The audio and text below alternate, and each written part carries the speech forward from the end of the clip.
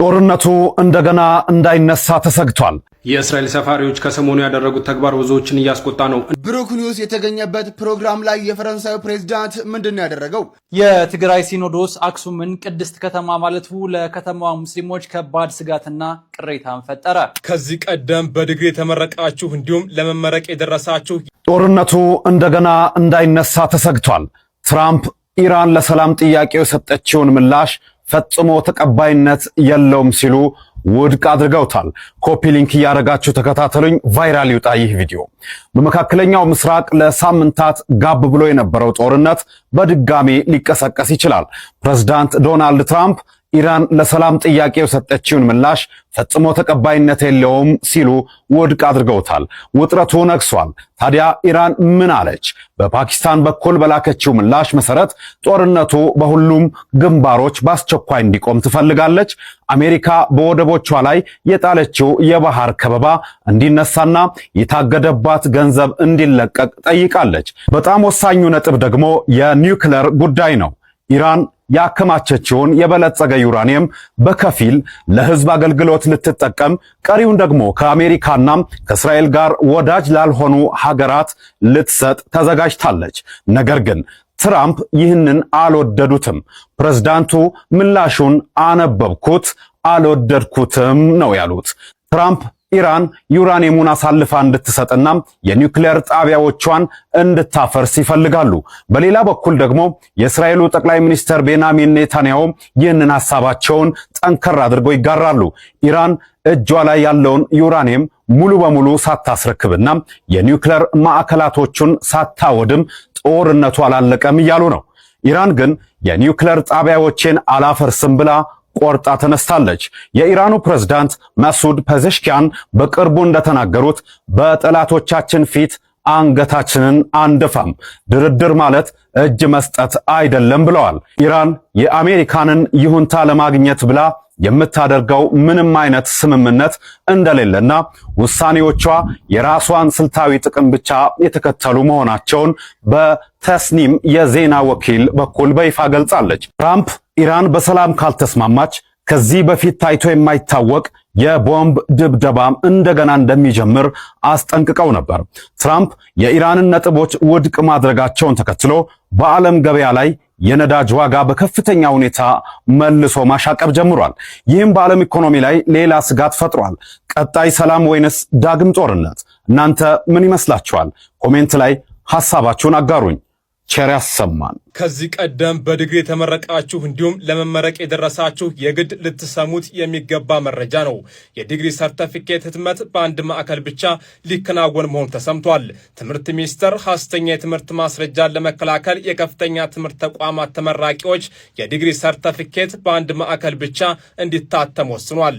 ተቋማት በየግላቸው ሲያሳትሙት የነበረው አሰራር ለሐሰተኛ ማስረጃ አጋላጭ በመሆኑ ቁጥጥርን ለማጥበቅና ወጥ አሰራር ለመዘርጋት በ2017 ዓ.ም የተመረቁና ከዚህ በኋላም የሚመረቁ የመንግስትና የግል ተቋማት ተማሪዎች በሙሉ በአዲሱ ማዕከል የታተመ ዲግሪ ብቻ ይወስዳሉ ተብሏል። ከ2017 ዓ.ም በፊት ተመርቀው ዲግሪ ያልወሰዱ ተማሪዎችም በአዲሱ አሰራር ብቻ ይስተናገዳሉ ተብሏል። ሶላትን ከስራው ማስበለጡና አላህ እንዴት አድርጎ እንደካሰው ከዚህ ሰው እንማር። ይህን ታሪክ ብዙዎችን አስገርሟል። ይህ የቀድሞ ፓስተርና የአሁኑ አሜሪካዊ ዳኢ ኢቫን ሸዋን ነው። እናም እንዲህ ሲል ይናገራል።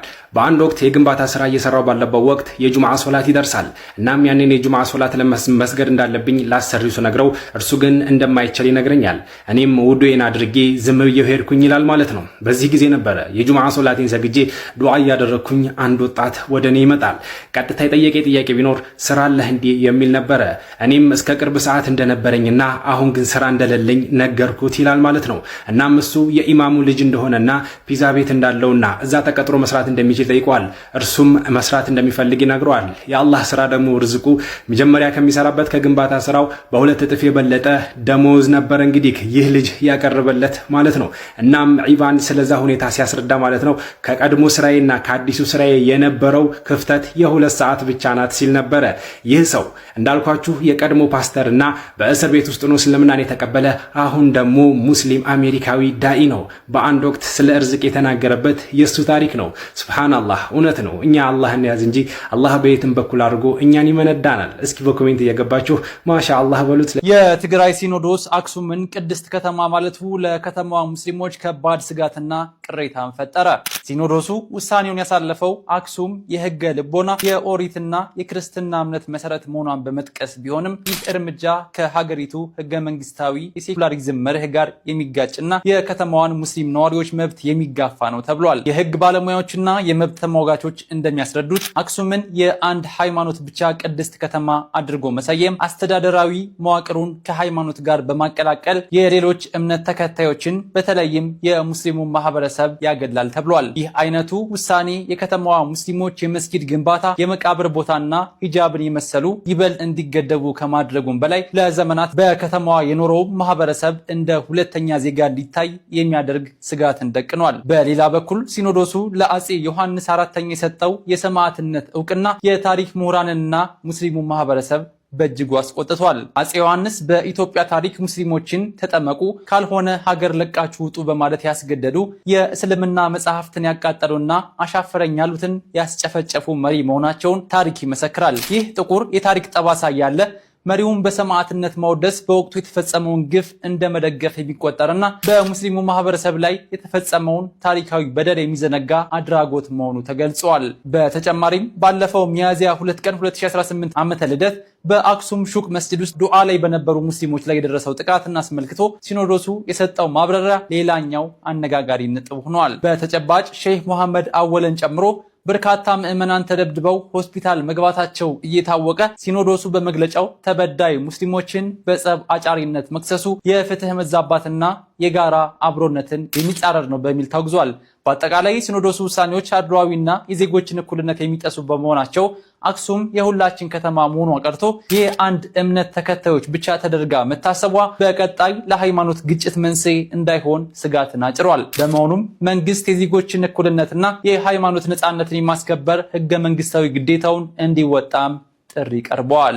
የእስራኤል ሰፋሪዎች ከሰሞኑ ያደረጉት ተግባር ብዙዎችን እያስቆጣ ነው። እንደምትመለከቱት ፓላስታናዊ ቤተሰብ መቃብር ቆፍሮ ቤተሰቡን እንዲያወጣ አድርገዋል። ይህ የተፈጠረው ከሰሞኑ በዌስት ባንክ ማለት ነው። አንድ የ80 ዓመት ባለጸጋ እድሜ ባለጸጋ ይሞታሉ። በዚህ ጊዜ የእስራኤልን ወታደር አስፈቅደው እንግዲህ መሐመድ አሳስ የተባለ ልጃቸው እንግዲህ ይቀብራቸዋል። ይህ ነው ልጃቸው መሐመድ አሳስ የሚባለው። እናም አባቱን ቀብሮ ከተመለሰ በኋላ ልጆቹ እየሮጡ ይመጡና የእስራኤል ሰፋሪዎች እኮ የአባትህን መቃብር እየቆፈሩት ነው በማለት እንግዲህ ከግማሽ ሰዓት በኋላ ተመልሶ እንደምትመለከቱት እባካችሁ ብሎ ቢለምናቸውም አንሰማህም በማለታቸው ማለት ነው እንደምትመለከቱት የአባቱን መቃብር ሊያወጣ ተገዷል። እንዳልኳችሁ ነው ይህንን መቃብር ለመቆፈር የእስራኤል ወታደሮችን አስፈቅዶና ችግር እንደሌለው ተነግሮት ነበር የቀበረው። ነገር ግን እነዚህ ህገወጥ የእስራኤል ሰፋሪያን ግን ማለት ነው ህገወጥ በሆነ መልኩ ቀብሩን አስቆፍረው ማለት ነው አባቱን እንደምትመለከቱት ነበረ ከወንድሞቹ ጋር ሆኖ ከመቃብሩ አውጥቶ ይዞ ሄደው ማለት ነው። ምን አይነት ግፍ ነው! በኋላ ላይም የእስራኤል መከላከያ እንግዲህ በመሃላቸው በመግባት እነዚህን የእስራኤል ሰፋሪዎች ማለት ነው የያዙትን የመቆፈሪያ መሳሪያም እንደተቀበላቸው አሁን ላይ ታውቋል። እንግዲህ ከእስራኤል ሰፋሪያን በዌስት ባንክ በጂኒን በሚባለው በኩል እያደረጉት ያለው ግፍ ማለት ነው አሁን ላይ ብዙዎች ዓለም አቀፉ እንኳን ሳይቀር እየኮነነው ይገኛሉ ማለት ነው። ብሩክ ኒውስ የተገኘበት ፕሮግራም ላይ የፈረንሳዩ ፕሬዝዳንት ምንድን ነው ያደረገው? በኬንያ ናይሮቢ ዩኒቨርሲቲ በተካሄደ አፍሪካን ፎርዋርድ ጉባኤ ላይ የፈረንሳዩ ፕሬዝዳንት ኢማኑኤል ማክሮን ያልጠበቀ እርምጃን ወስዷል። መድረክ ላይ ያሉ እንግዶች ንግግር እያደረጉ እያለም አዳራሽ ውስጥ የነበረው የታዳሚ ጫጫታ በመብዛቱ ማክሮን ከመቀመጫቸው ተነስተው ማይኩን በመያዝ ታዳሚውን ገጽጸዋል። ይቅርታ አድርጉልኝ፣ ስለ ባህል እያወራን እንዲህ አይነት አነቃቂ ሰዎች መድረክ ላይ ባሉበት ሁኔታ እንዲህ አይነት ጫጫታ መኖሩ የማይታሰብ ነው ያሉት ፕሬዝዳንቱ ዋሪ ማውራት የሚፈልግ ሰው ካለ ወደ ውጭ መውጣት እንደሚችልና አዳራሽ ውስጥ የሚቆየው ግን መድረኩን ማክበር እንዳለበት አሳስበዋል። እስኪ ቪዲዮ ልጋብዛችሁ። Hey! I'm sorry guys, but it's impossible to speak about culture, to have people like that super inspired coming here, making a speech with such a noise.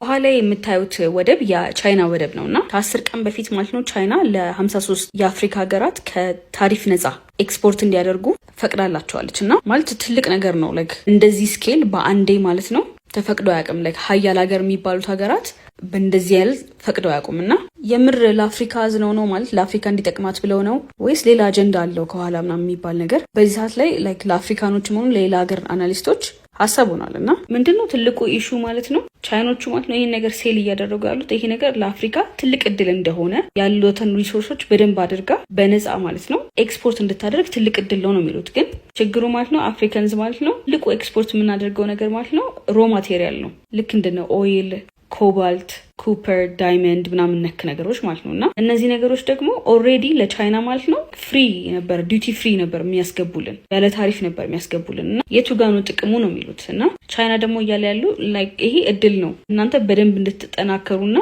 የእያንዳንዱ የአፍሪካ ሀገር ማለት ነው ማኒፋክቸሪንግ ካምፓኒዎቹን በደንብ እንዲያሰራና አሁን ከሮ ማቴሪያል አልፎ ፕሮሰስድ ጉዶች ልክ እንደ ምግብ ነክ ነገር ጨርቃ ጨርቅ ምንም ነገር ቢሆን ፕሮሰስድ የሆኑ ነገሮች እንድታስረክቡን ነው እያሉ ነው ማለት ነው። እና ቻይና ማለት ነው ድሮም ጀምሮ ከ2008 ጀምሮ ትልቁ ትሬዲንግ ፓርትነር ለአፍሪካ ቻይና ናት። እና አሜሪካ ደግሞ ማለት ነው ከአፍሪካ ጋር ያላትን የትሬዲንግ ሪሌሽንሽፕ ከት እያደረጉት ነው። የአፍሪካ እቃዎች ላይ በጣም ታሪፍ ይጣላል።